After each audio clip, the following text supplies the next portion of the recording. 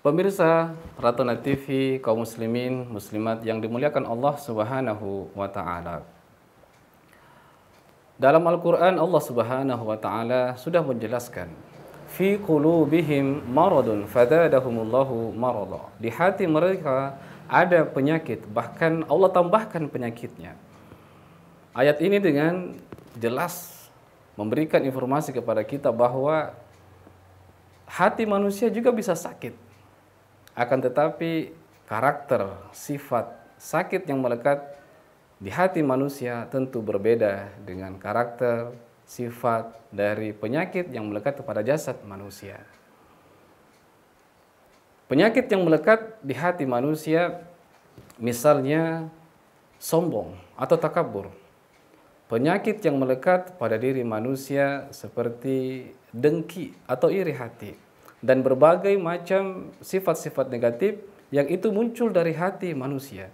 Yang kalau itu kemudian tidak diobati, tidak segera dihilangkan dari hati manusia, maka akan menjadikan hati manusia mengeras bagaikan batu, bahkan lebih keras dari batu. Dalam Al-Quran Allah juga sudah menjelaskan bahwa ada hati manusia yang bisa mengeras. Bahkan kerasnya hati manusia bisa lebih keras daripada batu.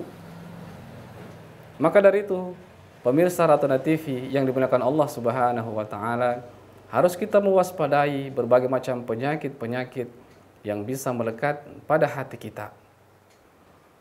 Kalau penyakit jasad seperti yang disebutkan di awal tadi, bisa kita obati dengan obat-obat medis. Bagaimana dengan penyakit hati? Bisakah kemudian penyakit-penyakit hati yang saya sebutkan tadi bisa kita obati dengan obat-obat medis? Jawabannya tentu tidak. Lantas kemudian apa yang harus kita lakukan? Allah Subhanahu wa taala dalam surah Yunus ayat 57 berfirman, A'udzubillahi minasyaitonir rajim. Ya ayyuhan nas, qad ja'atkum mau'izatum min rabbikum wa syifaa'un lima fis sudur wa hudaw wa rahmah lil mu'minin. Wahai sekalian manusia, sungguh telah datang kepada kalian sebuah pelajaran dari Rabb kalian dan juga penawar untuk penyakit-penyakit yang ada di hati kalian.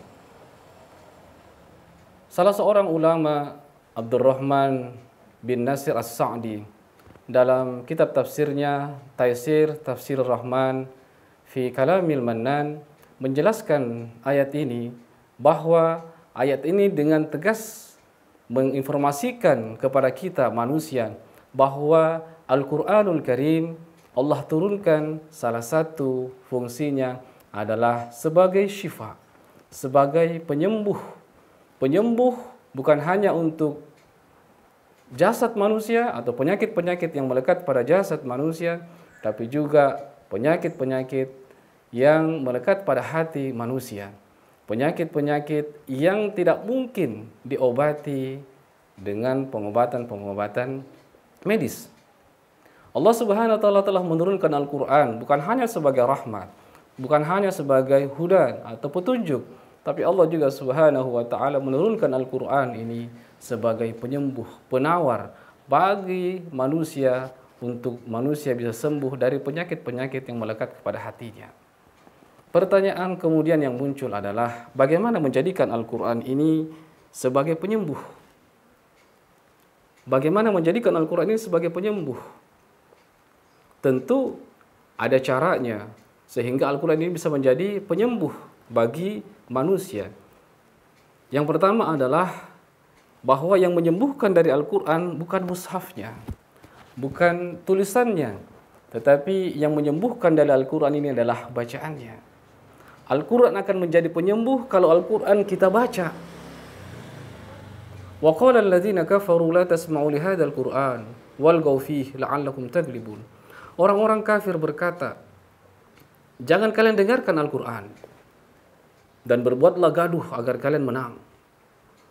Dalam ayat ini kemudian kita bisa ambil kesimpulan bahwa yang bisa mempengaruhi pada pendengaran manusia, yang bisa mempengaruhi pada jasad manusia, yang bisa mempengaruhi pada kolbu manusia, itu adalah suara lantunan dari bacaan-bacaan Al-Quran yang dibacakan. Bukan mushafnya, bukan tulisannya, tetapi bacaannya. Maka Allah Subhanahu wa taala memerintahkan kita untuk membaca Al-Quran. Sebagaimana makna dasar daripada Al-Quran adalah sesuatu yang dibaca. Maka kaum muslimin, pemirsa Ratona TV yang dimuliakan Allah Subhanahu wa taala, untuk menghilangkan penyakit-penyakit yang melekat di hati manusia, pertama, Al-Quran ini harus kita baca. Apakah cukup dengan membacanya saja? Tentu tidak. Membacanya harus diawali dengan niat dan disertai dengan keyakinan yang penuh kepada Allah Subhanahu wa taala. Rasul sallallahu alaihi wasallam ingatkan kepada kita, innamal a'malu binniyat wa innamal likulli imri'in ma nawa. Setiap orang akan memperoleh sesuatu dari apa yang dia lakukan, itu tergantung kepada niatnya. Kalau kita berniat membaca Al-Quran untuk mendapatkan pahala di sisi Allah Subhanahu wa taala, maka kita akan mendapatkan pahala di sisi Allah Subhanahu wa taala. Kalau kita ingin membaca Al-Quran dengan niat mendapatkan ilmu, maka insya Allah kita akan mendapatkan ilmu dari Al-Quran. Dan kalau kita ingin berniat membaca Al-Quran, ingin mendapatkan syifa atau kesembuhan dari penyakit kita, maka insya Allah Allah juga akan memberikan kesembuhan bagi kita dari bacaan-bacaan Al-Quran, sehingga setiap huruf Al-Quran, sehingga setiap ayat-ayat Al-Quran, sehingga setiap surah-surah dalam Al-Quran yang kita baca dengan izin Allah Subhanahu wa taala akan menjadi penyembuh. Niat yang disertai dengan keyakinan. Kita perhatikan kaum muslimin, pemirsa Ratona TV yang dimuliakan Allah Subhanahu wa taala. Ayat-ayat Allah Subhanahu wa taala dalam Al-Quran yang berbicara, yang menjelaskan tentang Al-Quran sebagai syifa, di dalamnya ada kata-kata amanu. Wa nunazzilu minal Qur'an ma huwa syifa wa rahmatul lil mu'minin. Ya ayuhan nas qad ja'atkum mau'izatun, diakhiri dengan kata mu'minin. Apa makna dari ayat ini? Apa maksud dari kalimat mukmin ini? Ulama kemudian menjelaskan bahwa Al-Quran ketika dibaca dengan niat untuk menyembuhkan harus disertai dengan keyakinan.